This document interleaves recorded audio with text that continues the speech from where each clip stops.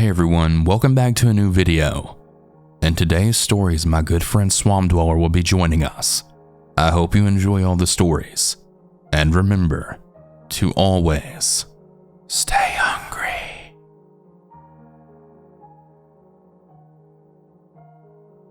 This happened about 2 years ago when I got a gym membership to a 24-hour gym. Normally I would take my son with me or a friend for mutual support, as well as company, but on a few occasions, I would have to go alone. During these times, I would bring my headphones and put on some music to tune others out and to keep to myself and on task. Indeed, everything about my body language suggested that I didn't want to be bothered or approached, but if it had stayed that way, this wouldn't be much of a story. So the first time I ventured to the gym alone, it was around 5 p.m. and I'd just gotten off work. Due to the time of day, the gym was quite crowded.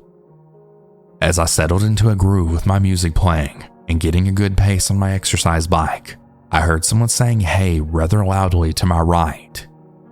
I looked and see a man in his 50s from whom I don't know, and he's now motioning for me to take out my earbuds. Clearly annoyed, I take out one bud and then ask, "Yeah, what do you need?" To which the stranger tells me that he's never seen me there before and that he'd remember me if he did.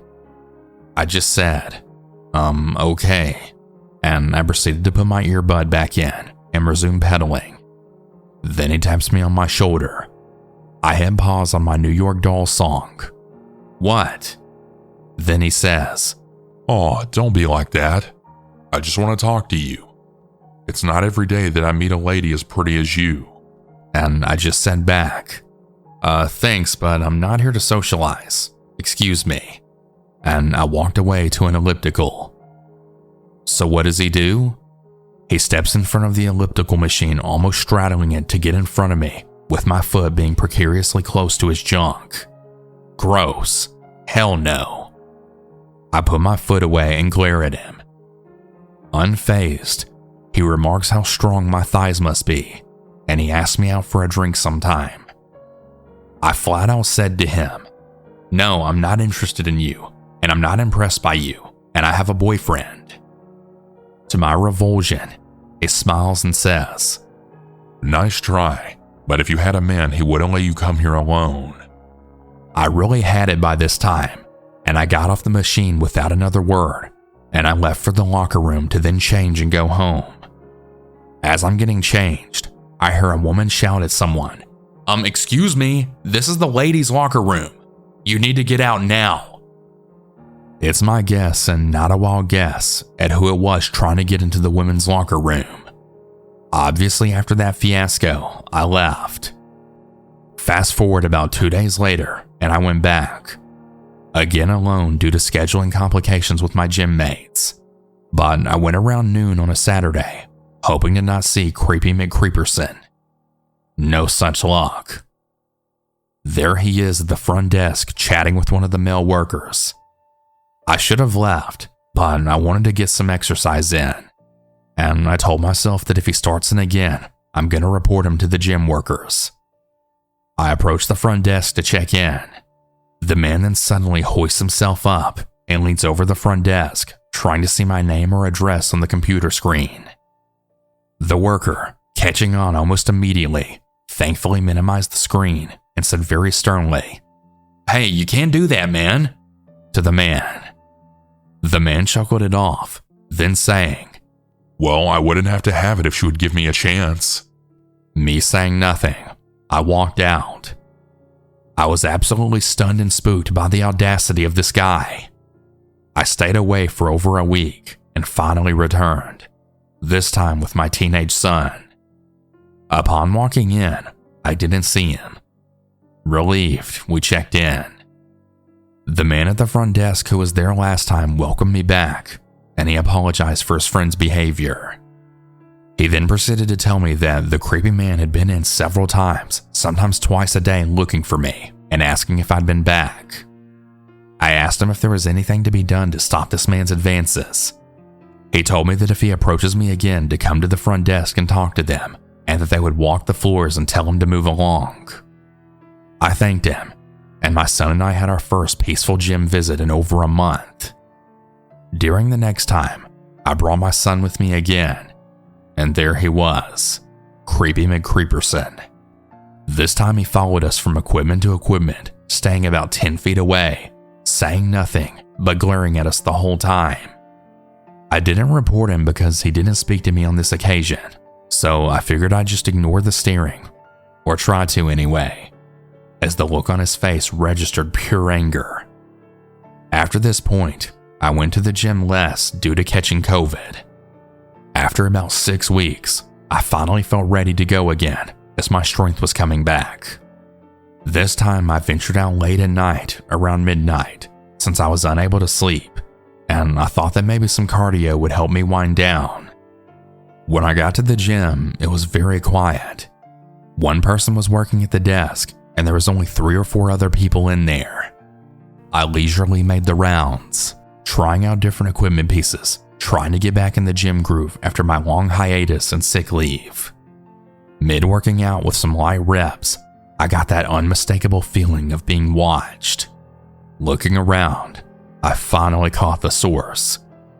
Standing on the other side of the gym, doing nothing but staring at me and smiling, was the creepy man. I looked right at him, and I felt my heart rate go up. The look he gave me was completely dead-eyed. This to me was far worse than the lecherous grinning looks from before. I didn't feel safe. Thankfully, the man turned away and walked out of the gym into the cold winter night. Strangely without a coat, but I was just glad he left. Being that he was gone, I didn't want to take any chances that he was waiting outside, so I stayed longer than I had the energy for. Finally, I decided to leave. After getting my coat and winter boots on, I walked out into the dark, lonely parking lot. Thankfully, I didn't see any strange vehicles or anyone standing by my car, so I booked it over to my car to leave. Once I got to my car, however, any sense of relief was doused and replaced with chills down my spine. My rear passenger door was open. My dome light didn't work, but the parking lot light showed that there was no one in the car. But though my car was empty, there was condensation on the inside of the windows. This suggested someone was waiting in the back seat of my cold car, waiting for me to come out. Apparently he had left since I stayed so long in the gym. I don't even want to think about what would have happened if I'd come out any earlier. I was always taught to check under my car in the back seat before getting into my car, especially at night. But being that this man was so frightening, I'm not certain that I would have been able to get away if I had encountered him. After that, I stopped going to that gym for the rest of the winter. Come that spring, I did return, but I still never went alone. I did report everything that happened to the gym management, and most thankfully, I've never seen that creepy man at the gym again.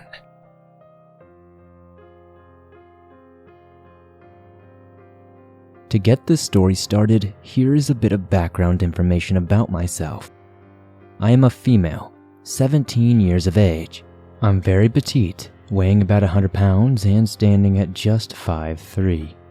I recently joined my local gym around January 2019 and have started a routine of when I work out every day, except for Monday, sometime around 6 p.m. usually, and usually I'll stay for about an hour or two depending on the day and how I feel. Anyone who goes to the gym regularly notices others around them and gets familiar with what times and machines are usually available. And if a new person comes, you usually notice them. My point is that you get used to these people in the gym with you, whether or not you communicate with them. As a girl who goes to the gym, from my experience, you will get the occasional glance from a weirdo or make awkward eye contact with someone staring at you in the mirror. But all you can do is stare back at them dead in the eyes and give them the nastiest look of disgust. Now, the time that I go to the gym is when everyone usually starts to leave. I am very antisocial and shy, so this works out great for me. Or so I had thought, having some alone time would be excellent. And if something were to happen, they would have cameras everywhere. Now I know this is a stupid way to think, but knowing that you had to have a key card to get into the gym and one to get out was a comfort along with the cameras. For this past month of me doing my workouts, I got this weird vibe from this random guy we will call Randy. As I said, you usually get people looking at you, so it is hard to tell if someone is genuinely a significant threat or just someone being a creep. Either way, both are usually bad, but it's difficult to distinguish the two. I told my mom about this Randy guy because my gut feeling told me something was just wrong and I felt like I needed some advice. She told me we should tell the manager and have them kick him out. But being naive and friendly, I didn't want to kick a guy out just for giving me the creeps. It wasn't a good argument at the time. I started to notice some of the other girls weren't coming as regularly as they would. I brushed this off thinking they had work or were out of town or something. It was really none of my business, but it was something to note. The staff of the gym leaves around 6:30 p.m., and I noticed that Randy was coming in almost precisely when the manager and staff would leave. Again, I didn't really pay too much attention to this because he could have just been a regular person trying to work out at a specific time due to his job or whatever was going on in his life. This was a huge mistake on my end. Here is me trying to reason with myself and rationalize that nothing was going on because I constantly saw Randy, so I considered him one of the regulars, I guess.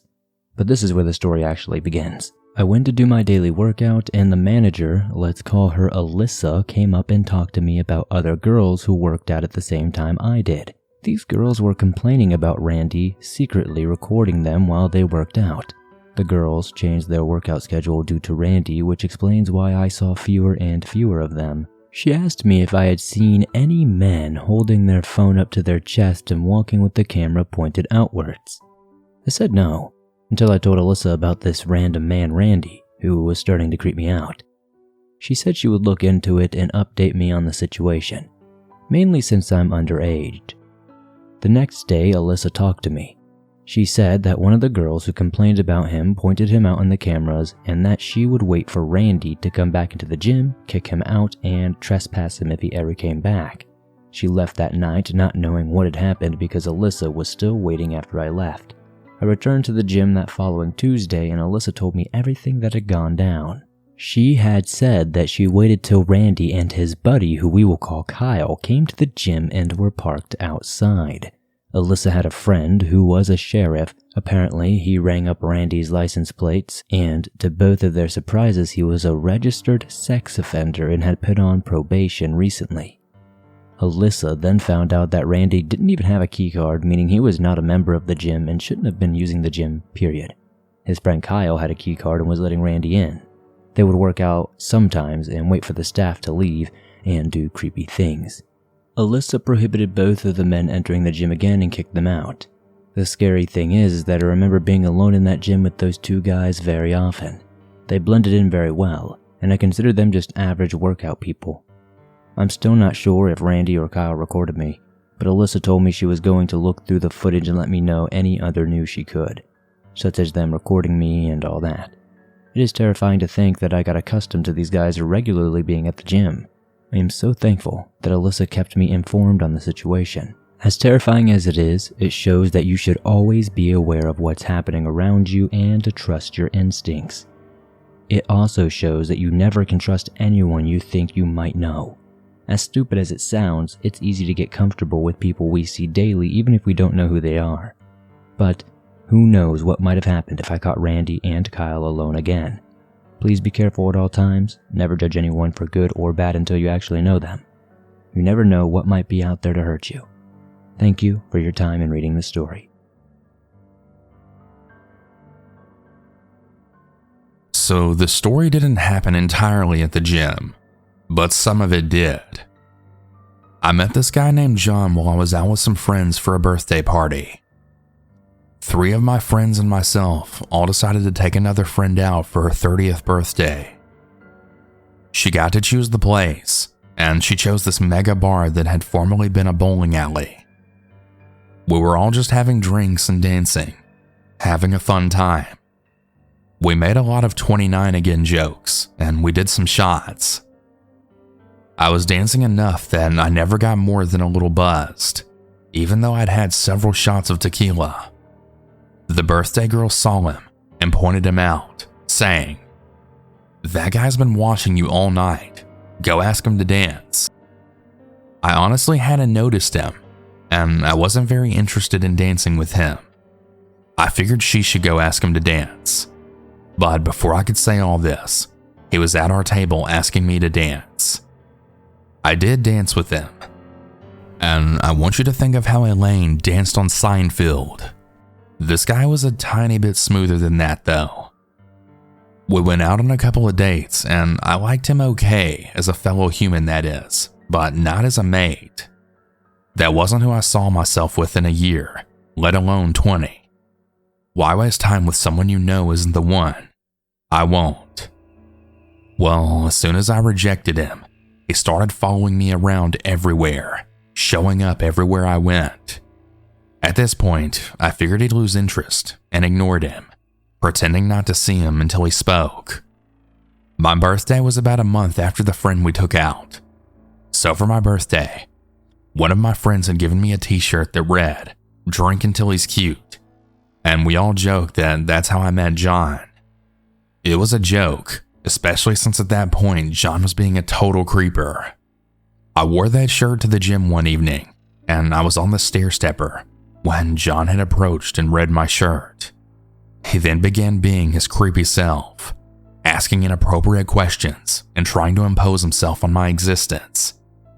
He made a remark about the shirt, and I then jokingly said, "Yeah, it's about you. The t-shirt's about you." Then I just laughed and laughed about it. He became sullen, muttered something, and then walked away. He didn't approach me again that night, and he probably followed me home because when I stopped at the grocery store on the way home, he was in the same store. One night though, I'd went to the local laundromat to wash clothes, bedding, etc. My apartment complex had a laundry room, but on that night, every machine was full. I thought going to the laundromat would allow me to get my washing done early enough that I wouldn't be staying up late.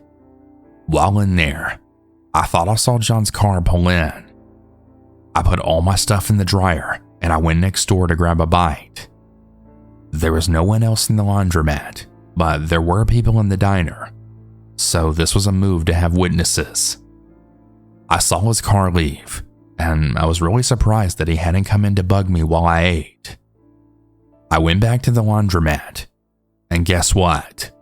My Drink Until He's Cute t-shirt, a comforter, and several pairs of my underwear had been stolen. The bastard. I collected the rest of my stuff that wasn't stolen, and I went home. I was so pissed about that t-shirt. I ended up finding another apartment with a washer and dryer inside of it, and that's where I moved, and I tried to keep it a secret. The next time I saw him, John was at my new apartment door trying to give me a letter, telling me how much he loved me and how he wanted to marry me, that we wouldn't be miserable together. He really said that. I called the police, and they showed up, but by the time they got there, he had left. They called him, and they asked if he'd been over here bothering me, and of course he said no. I was so disappointed, and I realized that I would never be able to depend on them. After this incident, I ended up obtaining an order of protection, and he tried to get it nullified, but I kept the order. It made very little difference in how he behaved though. Several weeks later, I walked to the gym. It was only about a mile away from my apartment. I lived in a very safe part of town by then, and a walk to the gym, a workout, then a walk home sounded like the quiet night that I really needed. I'm a very friendly and outgoing person, but I really do need a good amount of time to myself to retain my emotional balance. I process things while alone, and it's necessary time.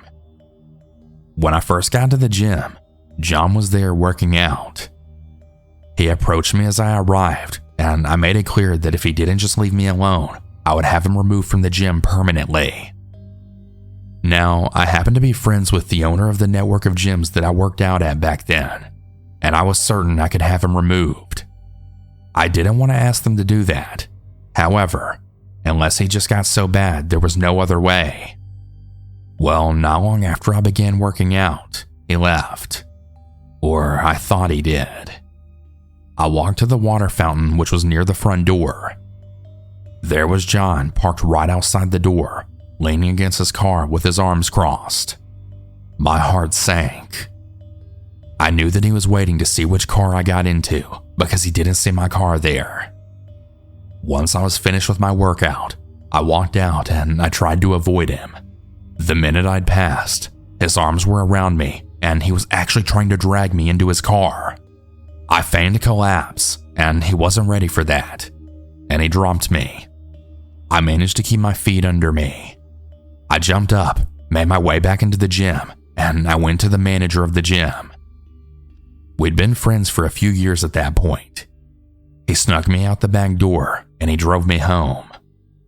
My friend later told me that John was still actually waiting out front when he locked up the gym at 10 p.m. John found out that I'd been getting counseling and I'd been diagnosed with PTSD.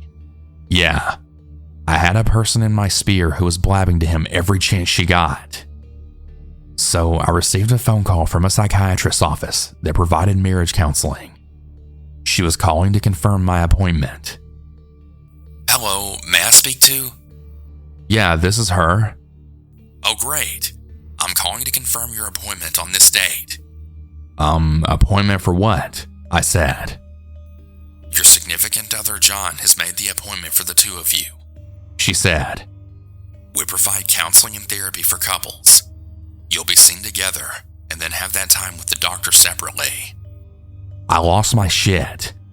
I didn't raise my voice at this woman. She was innocent, but internally, my body was jolted. I was sick to my stomach and fully enraged at the same time. I told her that if she needed to, she could record what I was about to say, or she could put me on the speakerphone so that the doctor could hear me too. I got the attorney who served as my representation in the room, and then we laid out the entire story for this doctor and his assistant. The shock in their voices told us that John had lied his sorry ass off, and the phone call ended. About 1.5 to 2 hours later, I got a phone call from John. He just said, I heard that you canceled the appointment that we so desperately need to save our relationship. I've been in counseling too, and my counselor says that I'm a lot like OJ. This all went down some months after OJ Simpson's famous car chase. It was an obvious ploy to try and frighten me.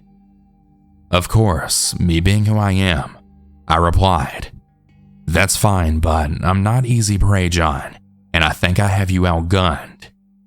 Yes, I now had sidearms and I had trained with them. I'd gotten pretty good at just leaving that guy in the dust. Different vehicles, different places, etc. There was a rental car place that would pick you up, so I rented a car sometimes, and I would leave my car parked in front of my apartment. I could be gone all day and he'd never even realize it, but that's a lot of trouble to have to go to for privacy. He didn't miss the reference though. You think you're tough with your little pea shooter, huh? Then he laughed. His laugh was very sinister that day. I almost replied back with, I know I'm tough with a .38 special and a .45, jackass. I've been training extensively. But I decided that letting him think that he had the upper hand would probably be best, so I didn't say anything. I didn't want it to get to that point, but I had already decided that if I ever got pushed to it, I would end him before I let him end me. One Saturday morning, I went to the gym. I drove myself there because I was going to run errands afterwards. Just as I thought that I'd actually gotten away with going somewhere without him showing up, John was waiting outside for me when I walked out of the gym. He tried to hold my car door open so I couldn't drive away. I belted myself into my car so that it would be harder to drag me out, and I started the car. He was holding that door like it was his life. I backed out of the parking spot, making micro movements so I didn't bump him with the car door. He was moving with the car and holding that damn door. He was so busy pleading with me to marry him that he didn't even notice my positioning. I made very small moves so he was able to take steps with the car. My goal was to not knock him down, but to get away.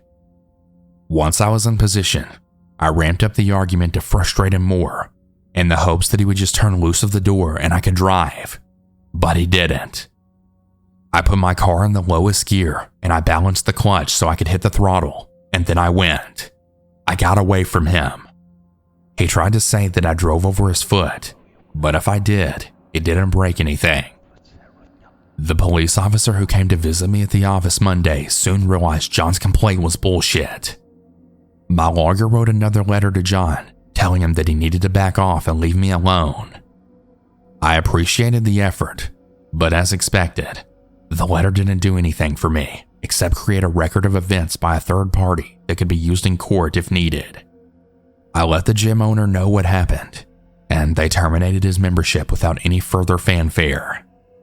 He had been notified after the manager had driven me home that any further incidents would result in him losing his membership.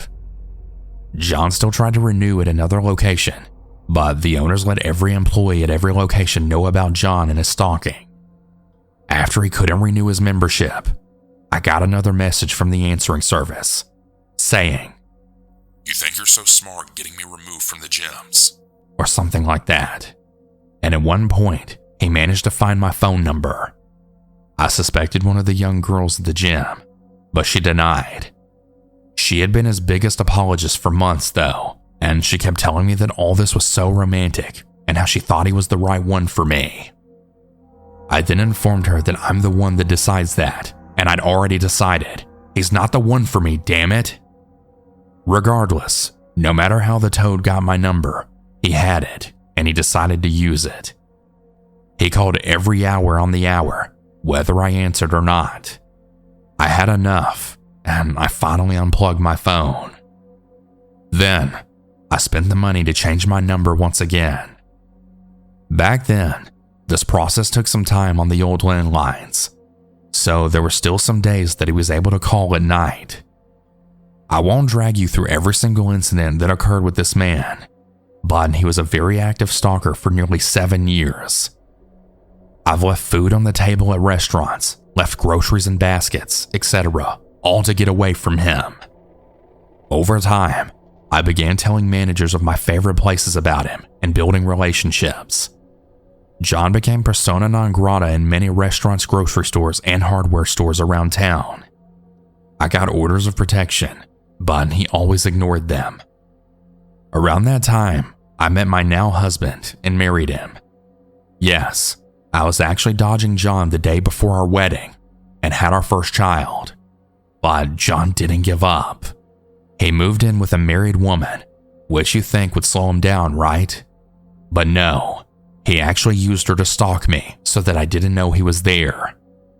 The saddest part was that she knew it, and she let him in because she was desperate. He didn't care that I had children. He would approach me even when I was out with my kids. That man had no shame.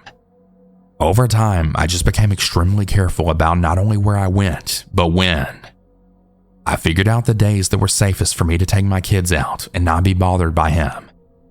I did okay, and he never figured out where our new home was. He stalked and terrorized me almost daily from 1993 until 2000, when we bought our home. He couldn't find the home, and I had figured out my safe days, so for around a decade, there was very little contact. There were a couple of times though where he saw me at Walmart or Safeway with the kids, but by the time he ran to his car and rushed over to where he'd seen me walking, I had thrown the kids in the car and left. Parking around the side of the building or in front of a different store was a really great strategy. He would think that I was in the store that I was parked in front of and be milling around that store. I was gone before he realized, and before anyone criticizes my husband for not standing up for me, he did. He and John worked at the same hospital for a time, and one day my husband stepped into an elevator that John and only John was in.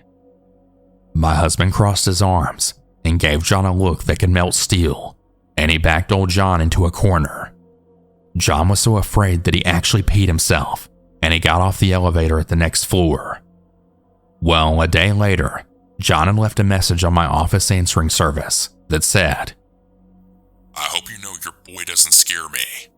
Then he was very careful to not ever encounter my husband, as well as being very careful to not encounter me when I was with my husband. Such bravery. That was just one instance, but there were many more. But John did truly avoid my husband. If he showed up where my car was and saw that it was the both of us, he left. Around 2010, John took ill with some mysterious disease, and he died a very slow 2-year painful death from what I heard. I know this sounds really petty, but I'm glad he died a painful death. That bastard deserved it for what he put me through. That was all 10 years ago, and I finally stopped looking over my shoulder the day I heard that. I actually relaxed for the first time in many years. I hadn't realized just how tense and hyper-aware I'd become until I no longer needed to be that way. In the years since this all began, my state has increased the stalking laws, and John wouldn't be able to get away with nearly as much today as he did back then. I can only offer platitudes and cautions like others do, but I won't. My only hope is that you'll remember some of the things I did, and if you ever encounter someone like that, use them. These stories are from the survivors and are offered to give you ideas of things you can do to ensure your own survival. But I really hope you never have to go through what I did.